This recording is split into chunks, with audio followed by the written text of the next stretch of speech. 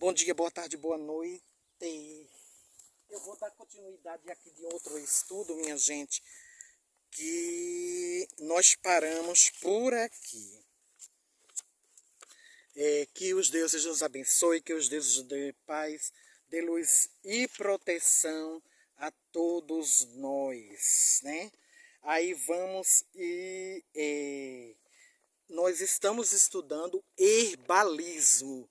O que é herbalismo? São essas plantas maravilhosas, essas plantas medicinais que são fantásticas. E eu não sei que planta é esta, que eu estou embaixo dela. As plantas que podem causar dermatite ou reações alérgicas. Vamos ver aqui, né? Então, são elas. Amor de hortelã, aparinas, suco. Arruda, conheço. Artemisia, já ouvi falar. Não conheço. Bolsa de pastor, a semente, camomila, alergia ao pólen. O pólen, ele causa alergia. A cenoura silvestre. Então, todas essas plantas que eu estou falando, que podem causar dermatite de contato ou reações alérgicas a pessoas sensíveis. Erva diurética, cataplasma, funcho eu conheço. O funcho parece com erva doce. Por aqui não tem. Desculpa, por aqui não tem. Hortelã-pimenta, lúpulo, mandrágora, não existe aqui no Brasil. O marroio branco. Todas essas plantas podem causar dermatite de contato com reações, alergias e em pessoas sensíveis.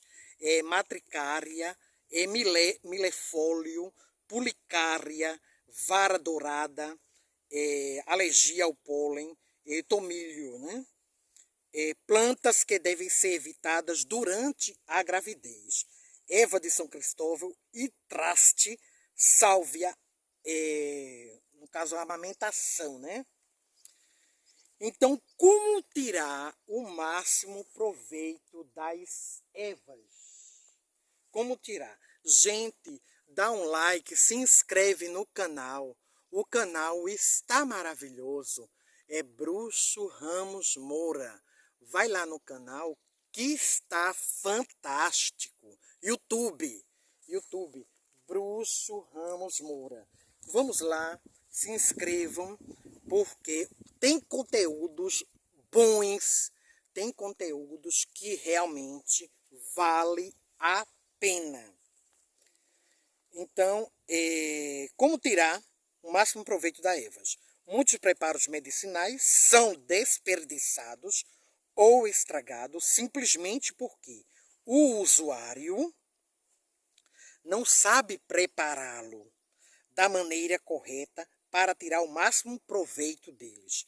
Isso naturalmente desestimula muitas pessoas a usar ervas outra vez.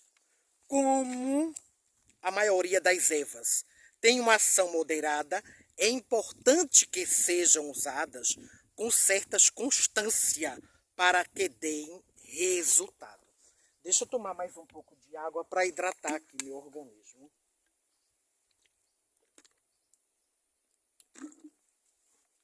Eu achei engraçado porque tem umas pessoas curiosas aqui olhando e eu continuei gravando o vídeo com a maior naturalidade. Certas ervas exigem preparo e administração corretos para que possam trazer benefícios. Então, é necessário que as pessoas tenham um conhecimento, né? Para que eles saibam extrair das ervas e que elas realmente façam seus benefícios. A erva eupatório, o nome científico é Eupatório perpoliatum. A pessoa deve tomar uma infusão quente antes de se deitar para induzir a transpiração. Pela manhã, essa erva ela deve ser indicada para a pessoa que está com febre, né? Então, a pessoa deve tomar uma infusão quente antes de se deitar para induzir a transpiração. Pela manhã, ela deve tomar uma infusão fria como um suave laxante. A casca triturada do elmo, o nome científico é humus fulva, como suave laxante.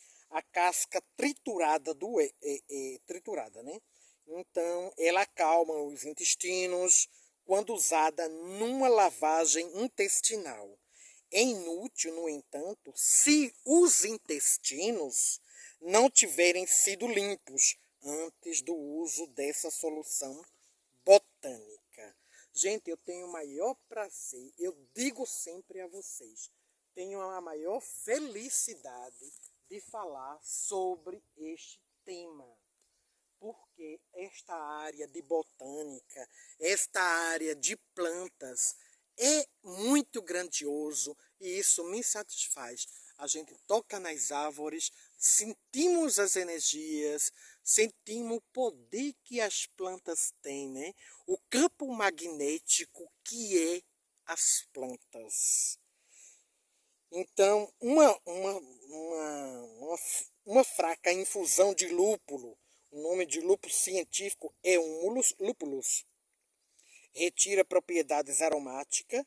Uma infusão forte do lúpulo retira propriedades tônicas e o amargor. A decocção retira propriedades adstringentes. Cada tipo de preparo propicia o resultado diferente.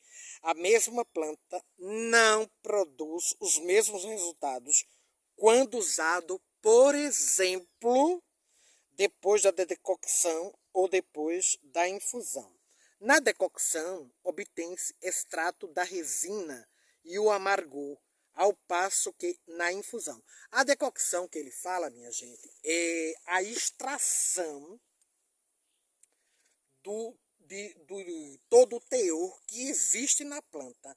A decocção ela é feita com álcool de cereais, né? Álcool de cereais ela é utilizada para fazer os extratos, né? Chamados de decocção. Então isso aí é muito maravilhoso. Então para quem quer se aprofundar nessa questão, aconselho a vocês a procurarem pessoas especializadas e fazer cursos, né? Fazer cursos a respeito, porque irá realmente ajudá-los. O que significa estes termos, decocção, infusão, etc? É o que eu falei.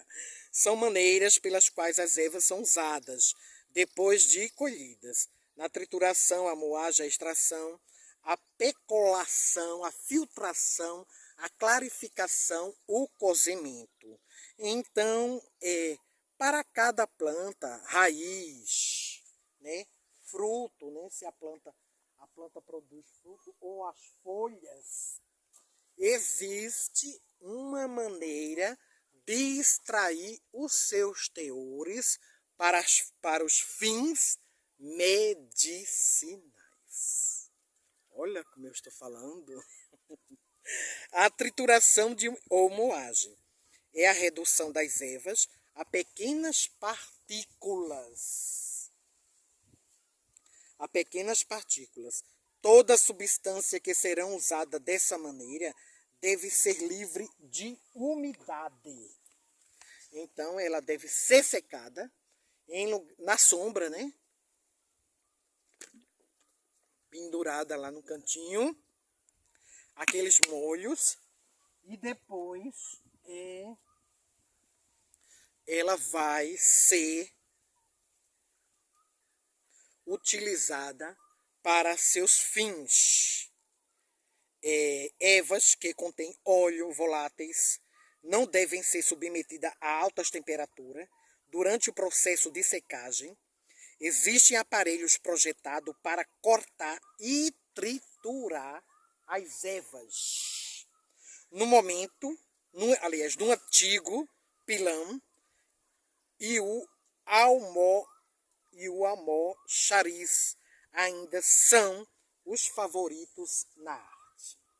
O primeiro passo na secagem das ervas é cortá-las em pequenas partes quando estiverem frescas.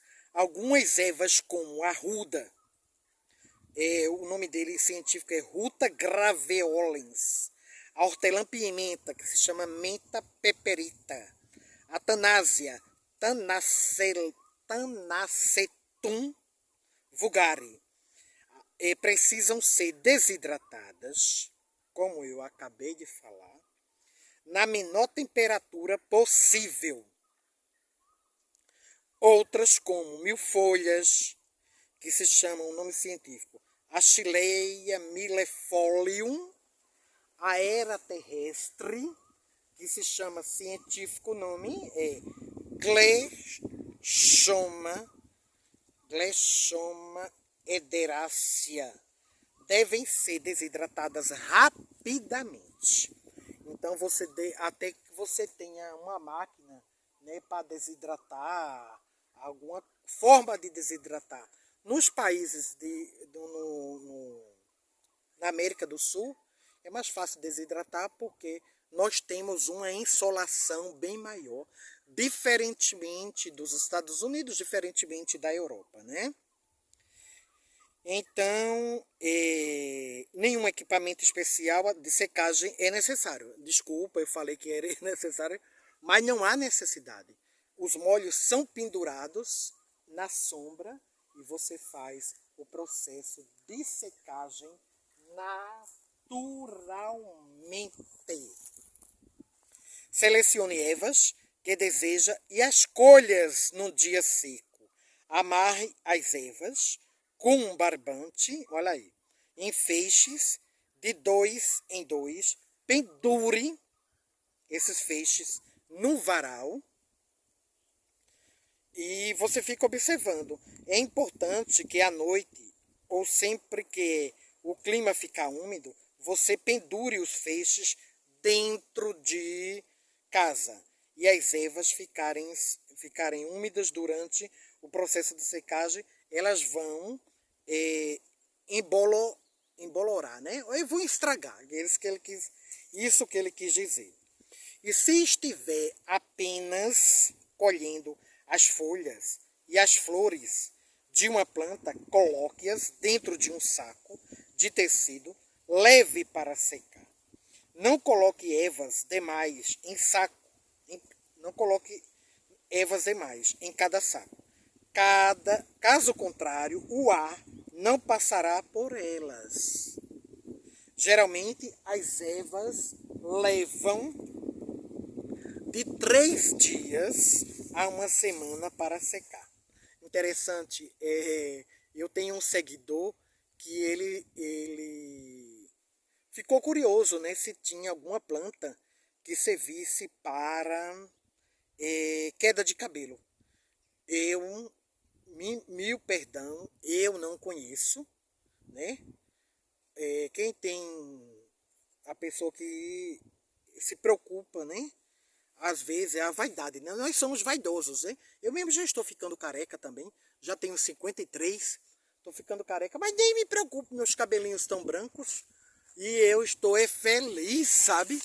Infelizmente, até hoje, não sabemos se existe erva para nascimento de cabelo, né?